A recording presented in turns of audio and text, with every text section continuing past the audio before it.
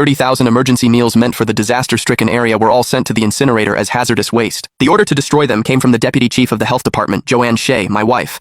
The whistleblower was her childhood friend, Kevin Stafford, who claimed to be a retired undercover journalist. This was already the third time he had targeted my company. The first time he reported my truck for illegal parking. Joanne then forced me to issue a public apology. The second time, he conducted an undercover investigation and accused me of violating packaging label regulations. Joanne issued a fine without hesitation and ordered my company to undergo a month-long rectification.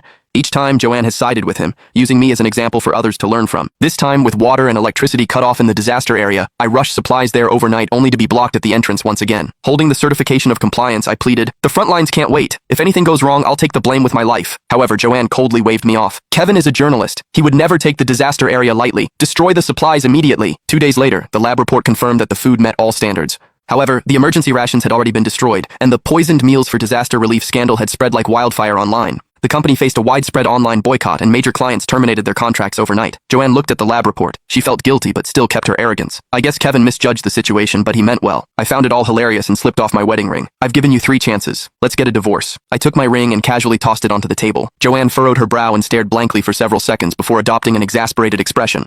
"Liam Seymour, can't you act a little more mature? I'm cooperating with the media to handle food safety investigations. Procedurally, there's no issue. You know full well what the situation is like in the disaster area. With tens of thousands of lives at stake, I have to minimize the risk as much as possible." When she said that before, it used to sound reassuring. Hearing it again at this moment felt as cold as a scalpel cutting through bone. Before the emergency rations were incinerated, I handed her the quality inspection report. She did not even glance at it. She looked down, tapped her phone, and then spoke one word into the walkie-talkie. She said, "Proceed." Kevin wore that "I'm here to mediate" look of discomfort. "Mr. Seymour, this is my fault." He kept his tone controlled, filled with guilt and self-criticism. "I've done plenty of undercover investigations into black market workshops before. When I saw the meat in the meal boxes was the wrong color, I was afraid the people in the disaster area would get sick. So I quickly reported it to Joanne and exposed it on the live stream. It was just my professional instinct kicking in. Don't take it out on Joanne." During the live stream, he had looked straight into the camera, expressing deep outrage and accusing me of profiteering off a national disaster. At this moment, he was standing right in front of me while pretending to be an impartial observer. He sure changed his tune fast. "If you suspected it was a coincidence, why did your live streaming team set up 4 camera angles in advance? The press release about poisoned meals for disaster relief was released exactly 1 minute before the raid. Mr. Stafford, does your professional instinct come with the ability to predict the future?" Kevin's mouth twitched slightly. Joanne immediately stepped forward and stood in front of him.